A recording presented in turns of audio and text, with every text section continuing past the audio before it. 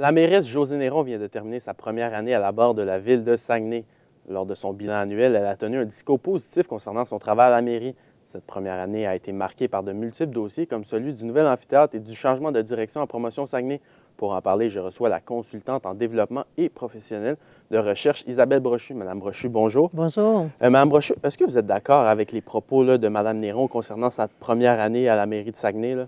Partiellement, je dirais. C'est vrai qu'il y a des choses qui ont été réalisées, mais ça dépend toujours par rapport à quoi on fait un bilan aussi. Puis ça dépend du contexte dans lequel on est. Il faut rappeler le contexte des 20 ans de Jean Tremblay. Certains voudraient qu'on arrête d'en parler, mais on ne peut pas arrêter d'en parler parce qu'on était quand même dans une période où il y avait beaucoup de choses qui ne fonctionnaient pas. Alors, elle est partie du point où, quand elle a pris la mairie, puis effectivement, elle a avancé des choses au niveau du conseil municipal, par exemple, du ton aux échanges lors des séances du conseil. Il y a un petit peu plus de transparence. Il y a des documents qui sont plus disponibles. Mais pour plusieurs, dont moi en tout cas, Jean Tremblay, c'était une période inacceptable, tout ce qui se passait. C'était des choses qui n'avaient pas de sens. Donc, ce qu'elle a fait, c'est qu'elle a ramené ça à une situation qui est acceptable. Donc, ça dépend comment on voit ça. Mais pour ceux qui, la situation acceptable était la normalité, vont dire que, comme moi, par exemple, je considère que peut-être Mme Néron a fait un bilan plus positif qu'on s'attendait, par exemple, plusieurs. Vous avez fait partie du comité de transition mis sur pied par Josée Néron à la suite de l'élection. Est-ce que vous ne trouvez pas peut-être que certaines personnes sont trop critiques à son endroit, compte tenu du fait des 20 ans de Jean Tremblay, que ça n'avait pas été nécessairement facile? Elle partait vraiment de loin du côté de Mme Néron. Est-ce qu'on n'a pas été trop difficile envers elle? Peut-être. Mais comme je dis, ça dépend du bilan. On le fait par rapport à quoi?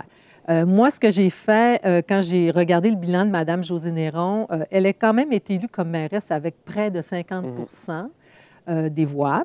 Et elle a été élue sur un programme, le programme de l'ARD. Alors, si on prend le programme de l'ARD puis qu'on regarde ce qui a été fait, peut-être ce qui manque, puis où moi je suis sévère, c'est sur l'esprit du programme, qui visait vraiment à améliorer la participation citoyenne, à amener plus de transparence, à amener plus d'informations. Et sur ce point-là, ben non, je pense que l'esprit du programme de l'ARD n'est pas dans les propos de Mme Néron ou dans sa façon de faire.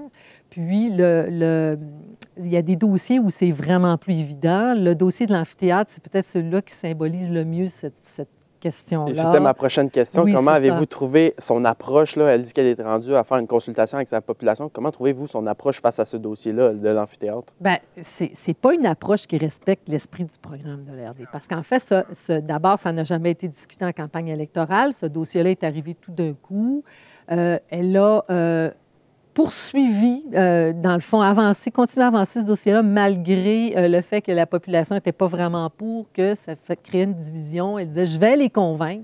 Ce n'est pas de la consultation, je vais convaincre les gens du bien fondé de ce projet-là. C'est consulter quand un projet est déjà structuré. En plus, il a été présenté la première fois à la Chambre de commerce de Saguenay, qui est un lobby, on va se le dire, un lobby privé qui va être d'accord, c'est évident, avec le projet d'amphithéâtre parce que les gens qui vont construire l'amphithéâtre vont bénéficier des retombées, ça va être au centre-ville, etc. Donc, elle a consulté un lobby privé avant de consulter les citoyens. Et c'est là où je dis que moi, par rapport à ça, le bilan est négatif parce que l'esprit de sa campagne, c'était pas ça. Puis j'ai réfléchi beaucoup depuis qu'on a fait le bilan il y a une semaine et demie. Puis je me suis dit que c'est peut-être sur les définitions, dans le fond, qu'on ne s'entend pas. Qu'est-ce que ça veut dire information? Qu'est-ce que ça veut dire consultation? Mais surtout, qu'est-ce que ça veut dire pour les citoyens de participer à une décision? Consulter, c'est demander l'opinion des gens. Les consulter à partir de quelle information? Comment on va tenir compte de ce qu'ils vont nous dire?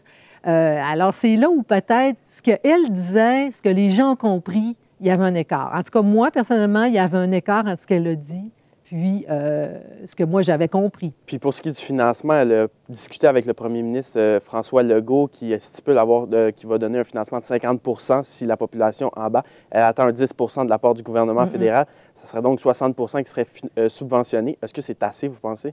Bien, moi, je ne suis même pas rendue là, dans le fond, dans ma réflexion. La première question, c'est est-ce qu'on a besoin de cet amphithéâtre-là?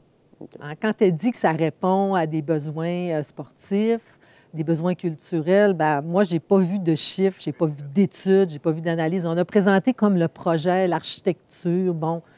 Mais la première question, c'est est-ce qu'on a besoin de ça? L'argent de M. Legault, c'est de l'argent public aussi, hein? C'est notre argent aussi. Puis, on connaît l'état financier de la ville.